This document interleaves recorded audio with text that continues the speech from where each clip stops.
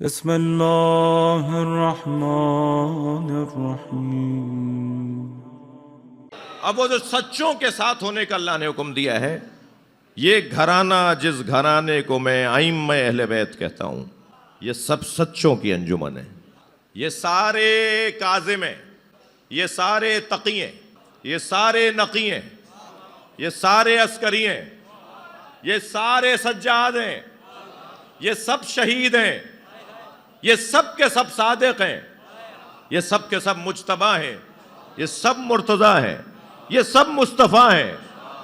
مگر جیسے جیسے ضرورت پڑی ایسے ایسے لقب سامنے آتا چلا گیا۔ ضرورت عسکری کے لقب کی پڑی تو عسکری سامنے آ گئے، ورنہ یہ سارے عسکری ہیں، یہ سب کے سب صادق ہیں۔ مگر جس زمانے میں ہر گھر سے ایک آواز آتی تھی قال فلاں قال فلاں، مدینہ منورہ کا پورا شہر مدرسہ بن گیا تھا اس دور میں۔ ہر گھر کے اندر مدرسین بیٹھے ہوئے تھے۔ اعلان ہو جاتا تھا کہ فلاں گھر کے اندر فلاں استاد پڑھائے گا اور فلاں میں فلاں استاد پڑھائے گا، اور پھر شاگرد اس درس سے نکل کے اس درس میں جاتے تھے۔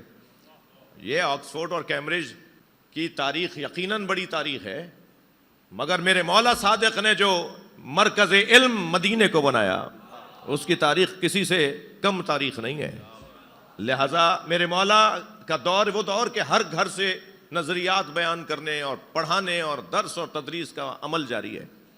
اور شاگرد کیا کہتے تھے آپس میں؟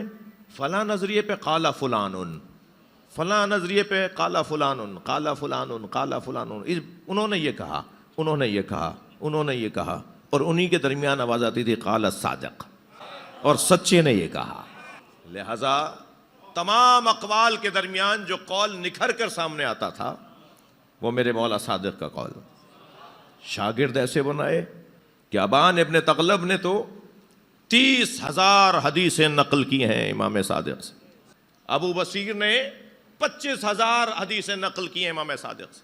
مومن طاق کو تو مولا نے فرمایا اجلس فی المسجد، اجلس فی المسجد وفتح، اے مومن جاؤ مسجد میں بیٹھا کرو اور وہاں بیٹھ کے فتویٰ دیا کرو۔ اور اپنے چاہنے والوں سے کہا کہ جو میرا مومن طاق کہہ دے سمجھو جعفر صادق نے کہا ہے۔ اور ابان ابن تغلب کے لیے اور ادھر حضرت بشار مکائی کے لیے اور حضرت حشام کے لیے میرے مولا نے ایسے ایسے ایکسپرٹ تیار کیے۔ ماہرین تعلیم بیٹھے ہوئے ہیں، میرے ساتھ بھی کچھ شعبہ تعلیم سے وابستہ مہمان ساتھ آئے ہیں۔ یہ جو ایکسپرٹ کی رائے پر عمل کرنے کا ایک آج پڑھے لکھے طبقے نے فیصلہ کیا ہے کہ بات چلے گی تو ایکسپرٹ کی چلے گی، جو ماہر بات کر رہا ہے وہی بات مانی جائے گی۔ اس پر عملی طور پر اگر کسی نے ثبوت فراہم کیا ہے تو وہ امام صادق نے کیا ہے۔ عملی طور پر کسی کو علم کلام کا مسئلہ پوچھنا ہے حشام سے پوچھو، کسی کو فقہ کا مسئلہ پوچھنا ہے وہ ابو بصیر سے پوچھے، کسی کو فلسفے کا مسئلہ پوچھنا ہے وہ مومن طاق سے پوچھے۔ ایکسپرٹس بنائے امام نے۔ جب کوئی آتا تھا امام سے مناظرہ کرنے کے لیے تو امام فرماتے تھے سوال کیا ہے تمہارا؟ جب وہ سوال کرتا تھا تو سوال سے اندازہ ہو جاتا تھا یہ تاریخ کا سوال کر رہا ہے۔ تو میرے مولا فرماتے تھے جاؤ بشار مکائی، وہ بیٹھے ہوئے درس دے رہے ہیں، وہ میرا شاگرد ہے، وہ تمہیں اس کا جواب دے گا۔ جب امام سوال سنتے تھے اور معلوم ہوتا تھا یہ علم کلام کا سوال ہے، فرماتے تھے جاؤ وہ جو حشام بیٹھے ہوئے گفتگو کر رہے ہیں، وہ جو سامنے شاگردوں کے لیے بیٹھے ہوئے ہیں، وہ میرا شاگرد ہے، اس کا جواب وہ دے گا تمہیں۔ اب کوئی نہیں تھا وہاں یہ کہے کہ مولا ہم تو آپ سے پوچھنے آئے، لیکن سب چلے جاتے تھے وہاں کے جہاں ماہر کی طرف امام بھیجتے تھے۔ ایکسپرٹ سے رابطہ کرنے کا فلسفہ امام صادق نے دیا ہے۔ ماہر سے جا کر بات کرو، جو جس کا عالم ہے اس سے جا کے بات کرو۔ ہمارے ہاں کیفیت یہ ہے کہ سارے مسئلے میری جیب میں، ہمارے ہاں تو مشکل یہ ہوئی بھی ہے نا کہ سارے مسئلوں کا جواب میرے پاس موجود ہے، اور میں کبھی نہیں کہتا، میں اپنے اوپر رکھ کر بات کر رہا ہوں بھائی، کبھی میں نہیں کہتا کہ صاحب اس کا مسئلہ یہ ماہرانہ گفتگو ہے، اس کا آپ سوال فلاں عالم سے کر لیں۔ یہ ایک کمزوری ہے معاشرے کی، مگر یہ جو فلسفہ دیا، یہ جو رستہ دیا، یہ میرے مولا صادق نے رستہ دیا۔ میں نے نام آپ کے سامنے لیے، ان بڑے ناموں میں ایک نام حضرت حشام کا ہے، حشام ابن حکم رضوان اللہ تعالی علیہ۔ حشام کہتے ہیں کہ میں نے امام صادق کے فرزند امام کاظم کو الٹے ہاتھ سے کھانا کھاتے دیکھا تو مجھے تعجب ہوا کہ حکم تو ہمیں خود امام یہ دیتے ہیں کہ سیدھے ہاتھ سے کھانا کھاؤ، اور امام کے وہ بیٹے جو کل ہمارے امام ہوں گے وہ الٹے ہاتھ سے کھانا کیسے کھائیں گے؟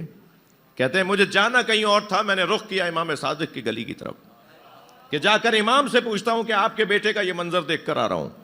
تو میں امام صادق کی گلی میں داخل ہوا تو سامنے سے ابو بصیر آ رہے تھے۔ ہاں شام کہاں جانا چاہتے ہو؟ کہ مولا سے ملنا ہے۔ کہ مولا کے ملنے کا وقت نہیں ہے، یہ مولا کے ملنے کا وقت نہیں ہے۔ مسئلہ کیا ہے؟ کیا پوچھنا ہے؟ کہ ایک منظر دیکھ کر آ رہا ہوں جس نے مجھے الجھا دیا۔ کہا شام کیا منظر دیکھا ہے؟ کہا ابو بصیر میں منظر یہ دیکھا کہ موسیٰ کاظم ایسے کھانا کھا رہے ہیں، ایسے سیدھے ہاتھ سے تکیہ لگائے ہوئے ہیں۔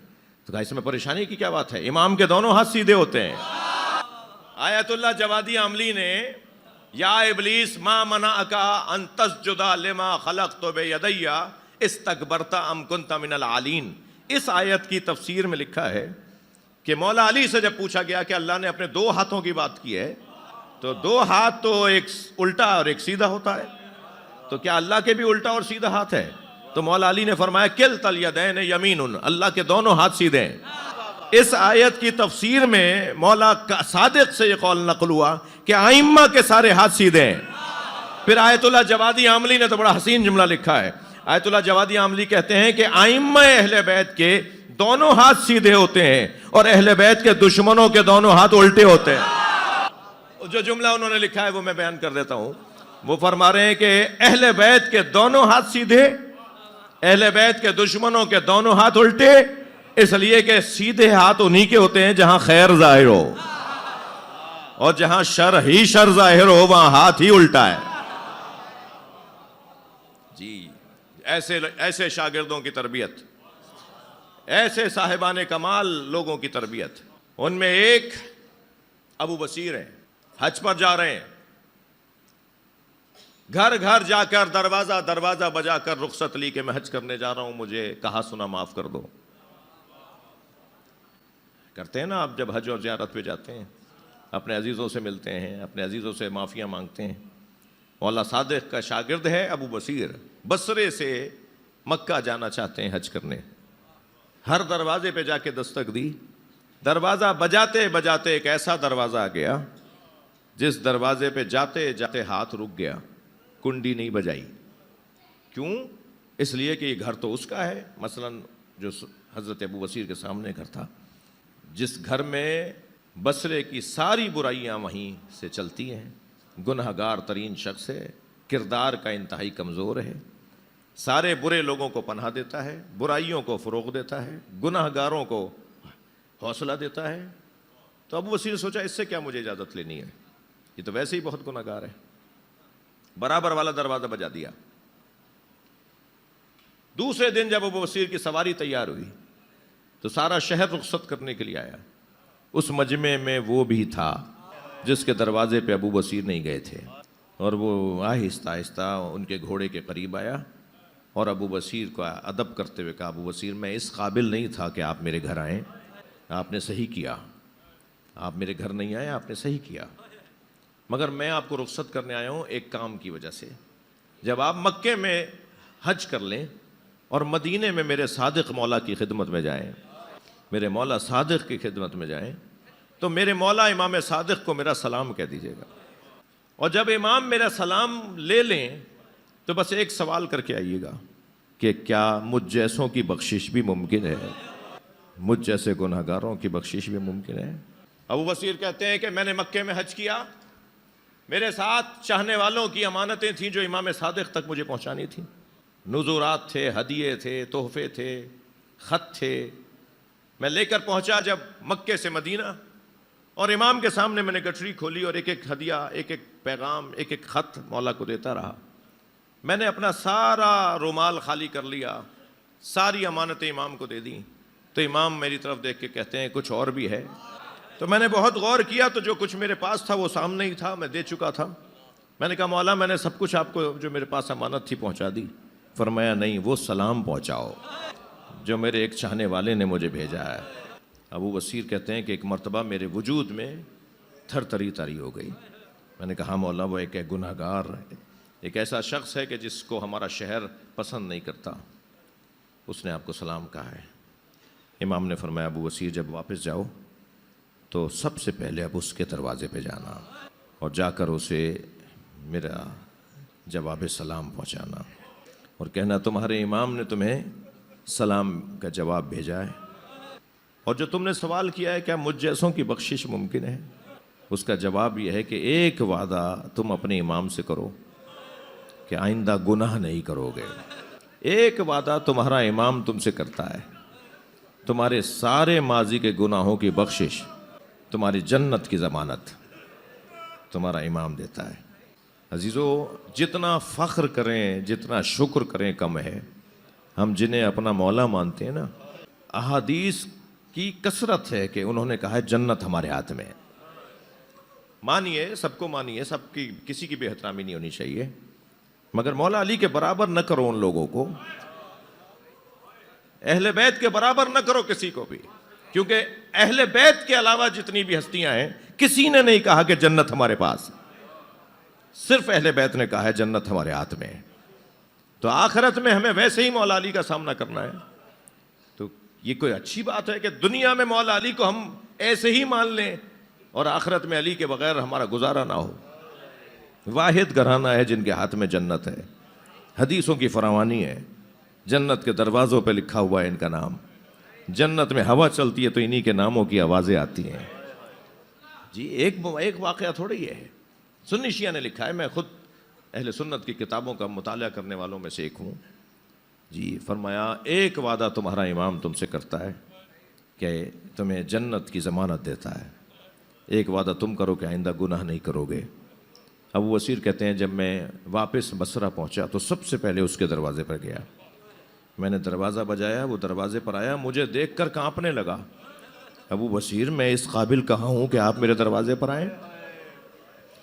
کہا نہیں، میں گیا تو میرے امام نے تمہارے سلام کا انتظار کیا اور مجھ سے تمہارا سلام مانگا مجھ سے، اور پھر یہ تمہیں پیغام بھیجا ہے کہ ایک وعدہ تم کرو آئندہ گناہ نہیں کرو گے۔ ایک وعدہ تمہارا امام تم سے کرتا ہے کہ وہ تمہارے ماضی کے گناہوں کی معافی دلوائے گا، جنت کی ضمانت دے گا۔ ابو وسیر کہتے ہیں کہ وہ رونے لگا، میں پیغام دے کے گھر آ گیا، 6 مہینے کے بعد مجھے خبر ہوئی کہ وہ بیمار ہو گیا ہے۔ تو میں اس کی عیادت کرنے کے لیے گیا تو مجھے اس کے بچوں نے بتایا کہ یہ غشی کے عالم میں ہے اور طبیب نے کہا یہ اب ٹھیک نہیں ہوں گے۔ ابو وسیر کہتے ہیں کچھ دیر میں اس کے سرہانے بیٹھا رہا، میں جب اٹھ کے جانے لگا تو پیچھے سے اس کی آواز آئی، ابو وسیر رکو، ابو وسیر رکو۔ سارے بچے بھی ایک مرتبہ خوش ہو گئے کہ یہ تو اٹھ کے بیٹھ گئے ہیں۔